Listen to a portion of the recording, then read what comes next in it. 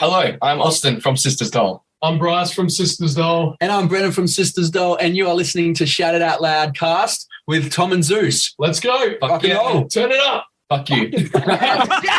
And reports tonight on how destruction is impacting the campus community. Names of O'Hara Hall, Skid Row, T-Zone, Banff, badass motherfuckers. Somph, Sit on My Face.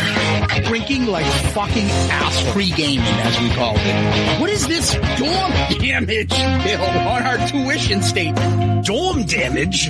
Well, we only broke like 3 chairs and 4 desks this month. Is that a positive thing?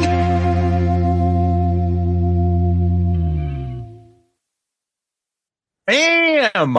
That's right. We're back with another episode of Dorm Damage, the show where anything and everything is on the table and the table gets smashed. We got a list episode this week. One of our favorite actors, and this was a ton of fun and not very easy to do, Zeus. Who are we talking about this week? The one and only Carrot Top. Yes, you're right. We're doing Robert De Niro movies. Yes. Good stuff. Very, very difficult to do here. So we're doing top 10 Robert De Niro movies. So here's the thing. We always have a different way of categorizing things and ranking things. Like, what are you going to use? What am I going to use? I don't know. Do I do by Robert De Niro movies? Do I do him in a movie that I may not like the movie that much, but I love his role? Or is a movie going to be ranked higher, even though he may not be my favorite De Niro role, but the movie's so good? Yeah, so, you just answered my question. I don't know. I'm all over the place. So my rankings, my top 10 includes pretty much all of that. Certain movies that might not be like my favorites, although De Niro's my favorite actor, so putting this list together was ridiculous.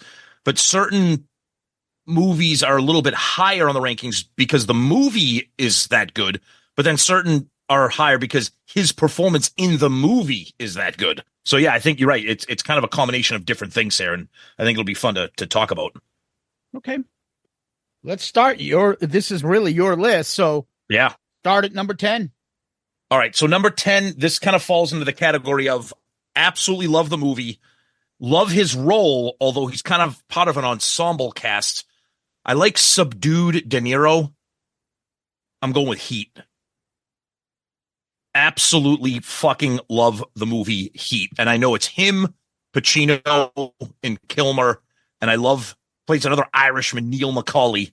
But I like Tom Vicious De Niro. Like and this movie is just fucking fantastic. I will not hesitate, not for one moment, to put you down. Yeah, it's so good. It's so good. Yep. What does that mean? Barbecues and ball games? Yeah.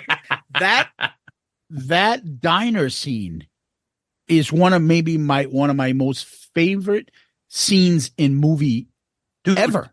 I cannot believe that is the first time they were ever on screen together, was that diner scene. When it was a masterclass in acting. Yeah, just it was the little subtleties. Yep. Just the comments back and forth. Oh my God. It's so good. Yep. That life, is that your life? My life. Is that your life? Is that my life? I got a stepdaughter that's so fucked up. Like it's just Pacino. It's classic overacting Pacino, but he's so good. God. He's so. Did you know that? And they don't show it in the script, but that he played his character was supposed to have a cocaine problem. Oh well, yeah, no shit. I could see that throughout the entire movie, but they don't show it to you. But he's supposed, but he acts that way. But and she's got a great ass. Remember when he's like, "Give me all you got, all up, give me all you got." Give me all you got. That fucking, like, what the fuck? Just like, calm down, dude. Yep. Oh, yeah. Did you hear there's serious discussions about the sequel? They've been talking about that for a while. So, but now they're actually like, I don't know how that'll be. They're all too fucking old. But anyways, yeah, exactly. But what do you call it now? 80. De Niro. So, yep. All right. So number 10 for me.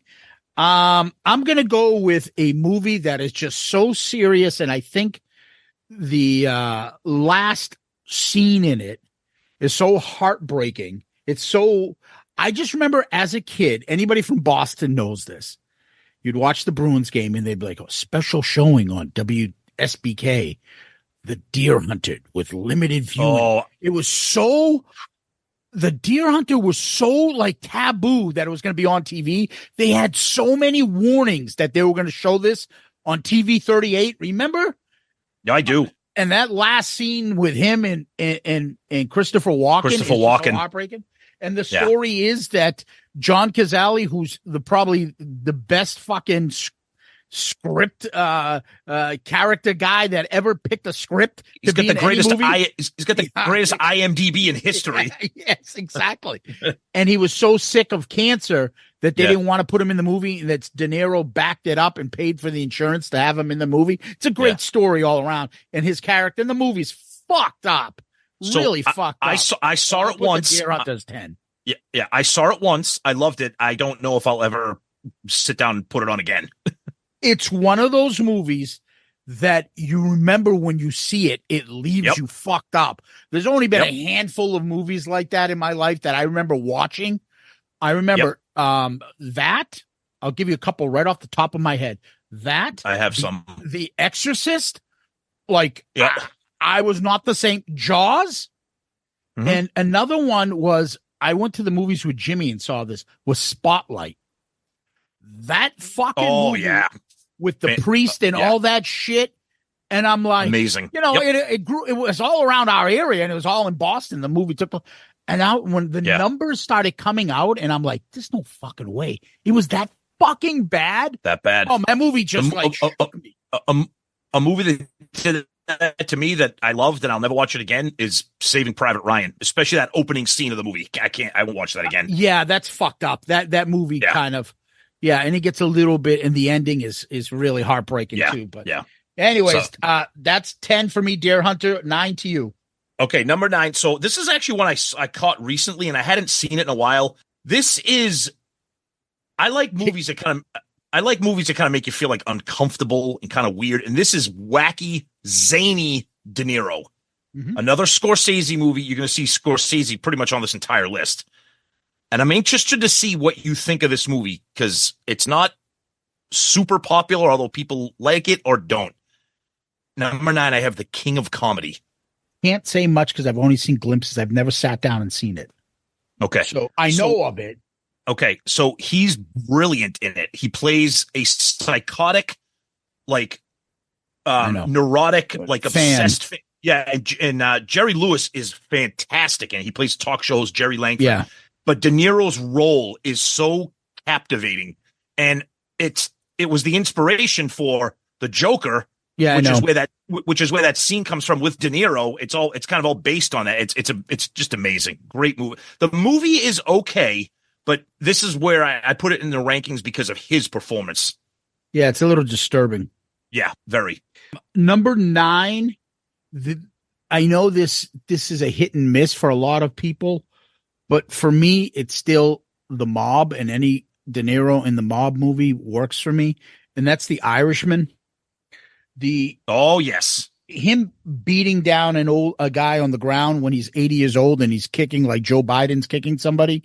That was horrendous. That was horrendous. That was bad. That was bad. Oh my God. And then when Pesci sees him, hey kid, who you calling kid? That 90-year-old guy? Yeah. Like he's supposed to be some young guy, but there's a couple great scenes. And the one scene where he sits down with real life Angelo Bruno, the Philadelphia mob boss, and his buddy Russell Bufalino, who Joe Pesci should have won an Oscar for this, is just sitting there looking at him, like kind of letting him know. And he's like, "Oh yeah, this guy hired me to blow up the place. You know whose place it is? Yeah, some Jewish guys." So he's like, "No." And he's like, "What?" And he's looking at him, and he's like, and that fucking scene when he's like, "Oh, Mr. Bruno, I didn't know. I didn't know that was your place. You ought to thank your friend." "Oh yeah, thank you." No, you don't know. And I'm like, between those 3 actors and that one dinner scene, that's a scene I go to constantly. And the other one where he tries to calm down Joey Gallo, and Joey Gallo's, which it's just bad casting. Fucking Sebastian Maniscalco. You're not fucking Crazy Joe Gallo. It doesn't work. Sebastian Maniscalco. Well, you know what? I'm going to wait because this might show up later, so we can continue the conversation. He just ruins that whole part for me. Yeah. But the whole thing when he's trying just to fucking tell Hoffa Pacino, and Pacino's like just brushing him off, and he's just like, "What the fuck? Listen to me." Yep. Oh, it's great. I mean, there's some great scenes in that. The Irishman's 9. Okay, number 8. This might shock people, you being one of them, that I don't have it higher, but it's an iconic performance. I don't know. It's not the best for me, but it definitely absolutely belongs on a list. I'm sure you have it on here, and you probably have it way higher than me. I have him as Vito in Godfather 2 at number 8. Oh, God. How the fuck do you have it here? I'm not even going to comment. Because well, yeah, we'll talk about because I know you have it higher, so we'll talk about it. But go ahead. God. Number 8, I'm putting Raging Bull. Do I like the movie? Not really. I'll be honest with you. I don't. But his putting on the weight, losing the weight, just being a bully asshole. I mean, he's phenomenal acting in it. It's just phenomenal. I got to give him credit for it. I'm not a big Raging Bull fan.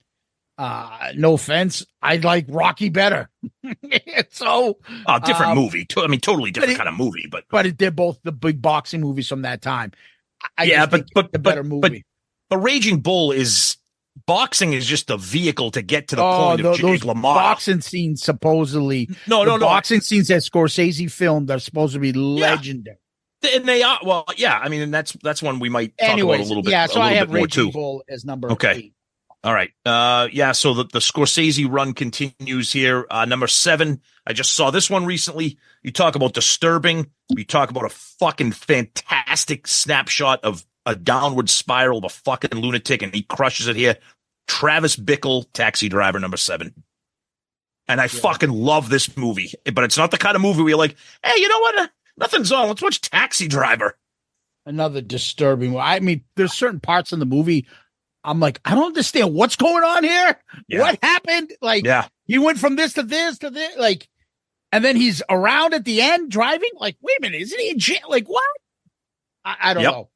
There's a lot of fuck. The whole ending is totally fucked. Yeah, I agree.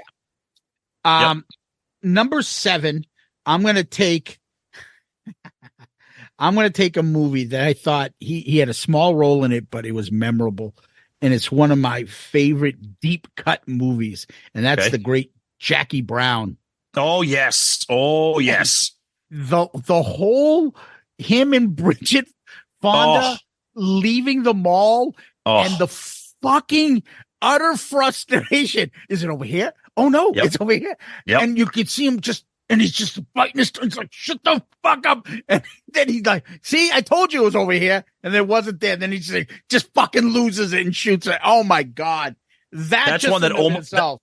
That's one that almost, it didn't make my list, almost did. I mean, Jackie Brown, that's a whole other dome damage friggin' Tarantino movies we could do, but Jesus Christ. Samuel L. Jackson's so great in that movie. That whole movie is fantastic. It's amazing. Yeah, I agree. Number 6 for me. Again, more Scorsese, but now we're getting into some kind of like thriller horror adjacent. And I think it's one, again, this is why De Niro's so great. I look at what I have on my list. Max Cady, Cape Fear, number 6. Fucking insane role. Nick Nolte is fucking dead weight in this movie. Juliette Lewis is fantastic. De Niro is just terrifying in this movie. So good in this movie. Yeah, I love it. He's just out of his mind in it. Yeah.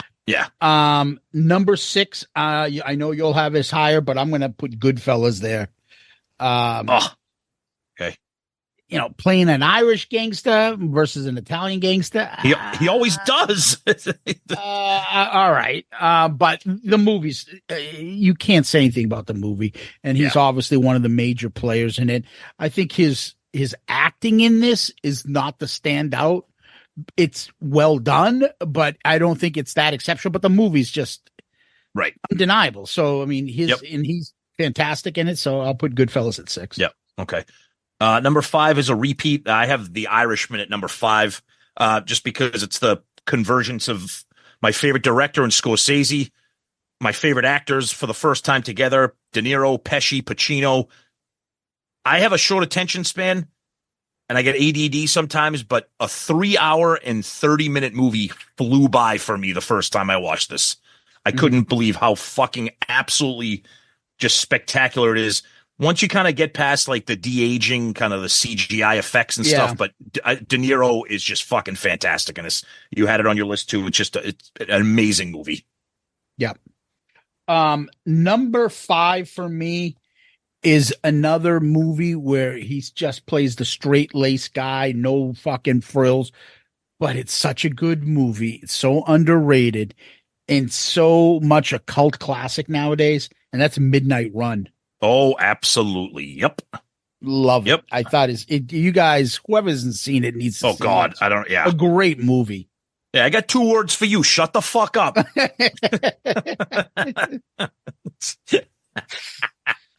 Oh, we'll get to that, I'm sure. Number 4 for me is a repeat of you. I had a little higher, and that's Raging Bull.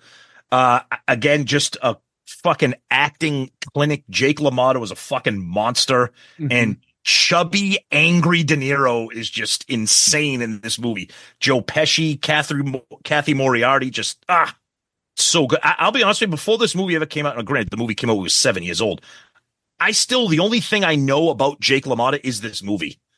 Yeah. I don't know anything about him, but it's just fantastic fucking performance by him. And I actually like the movie. Again, not an easy watch, and I do like the fact that it's in black and white. I think that kind of adds a little something to it. So, all right, number 4 for me is just a movie that it's really hard to see, and it's heartbreaking, especially the ending for me.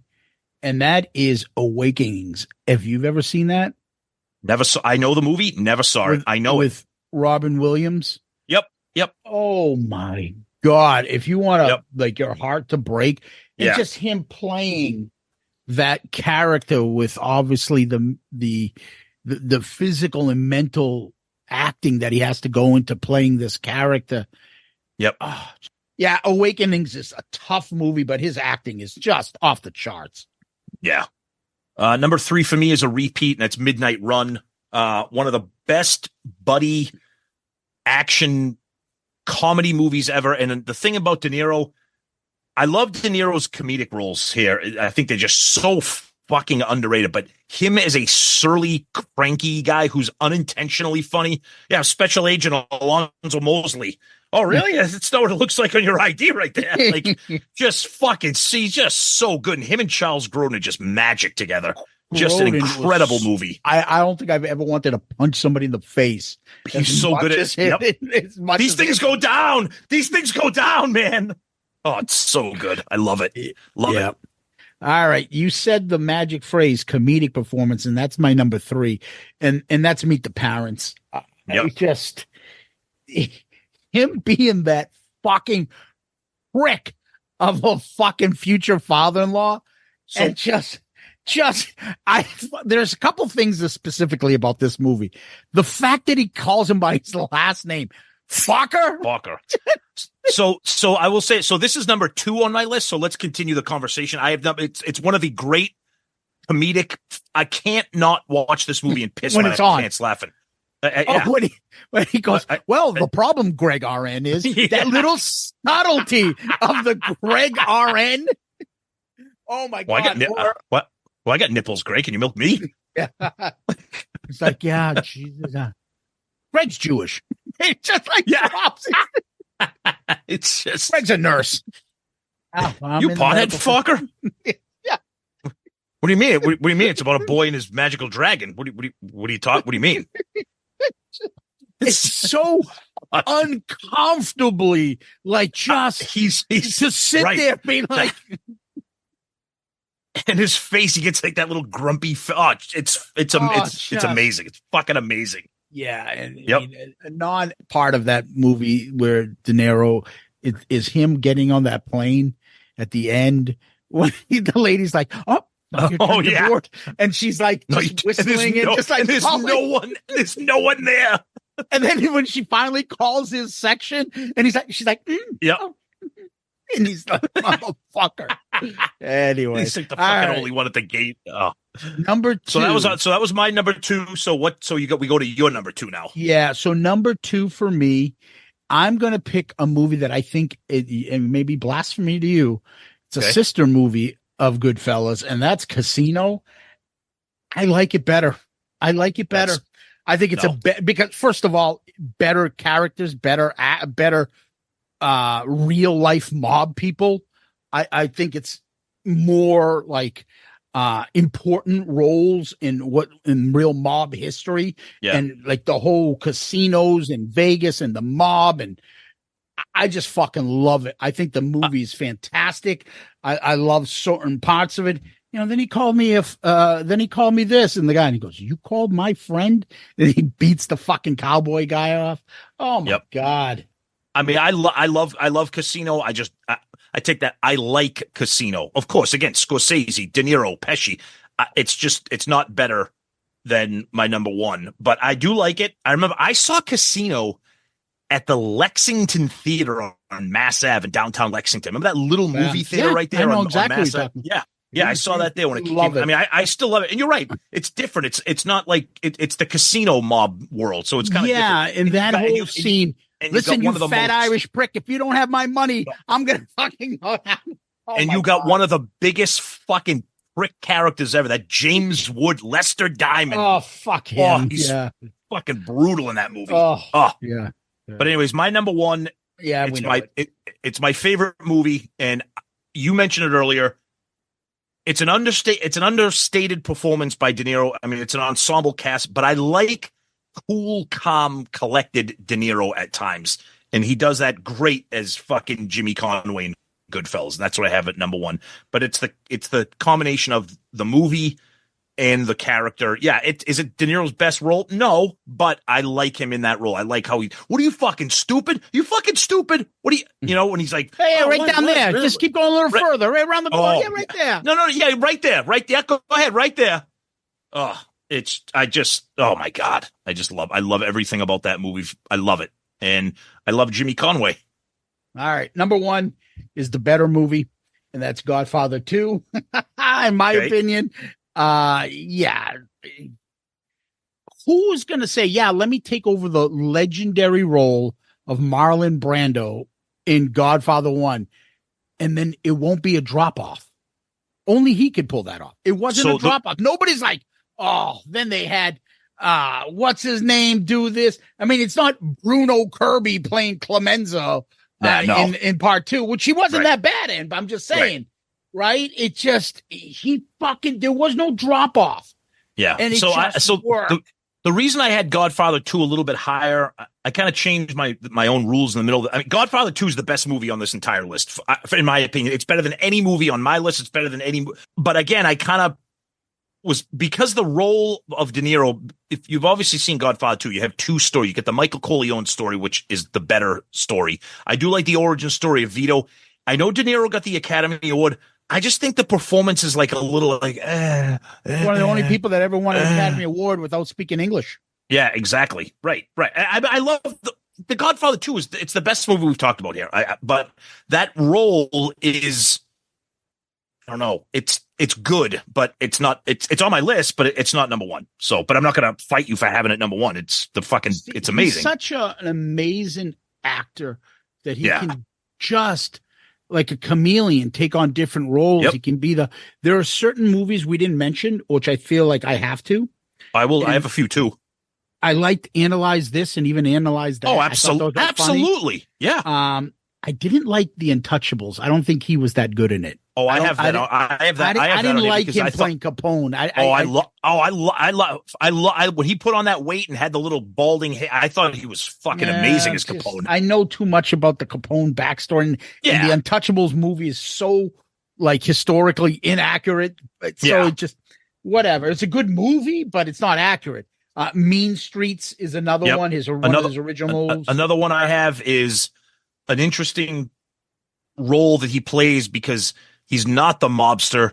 He's the regular everyday Joe, and I fucking adore the movie, and that's Bronx Tale. Yeah, I have that in here too. Yeah, and I just love how he plays like the guy that's just trying to raise his kid. No, it's not what you say. It's what it's what you do. He sees you.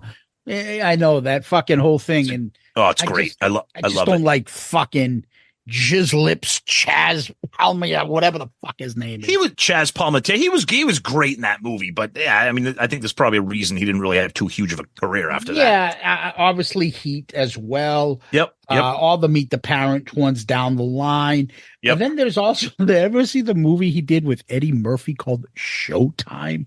Yeah, it's horrendous. It's fucking awful. I didn't mind it. And you want to know because I like both of those actors. And a really, really great performance from a fucking fantastic movie. If you've ever seen Silver Linings Playbook, he plays the dad. Yeah, I know. Oh, I know. such a great movie. I love his character in that, playing like the frazzled dad. That movie's amazing. But yeah, I love his role in that. I mean, you could do this all day, but yeah, you can't go wrong with any of these movies and stuff.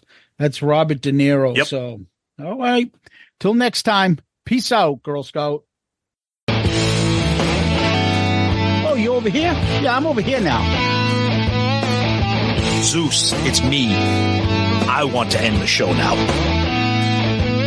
Jesus Christ, Tom. Jesus Christ. Let's end the show now while we got the muscle.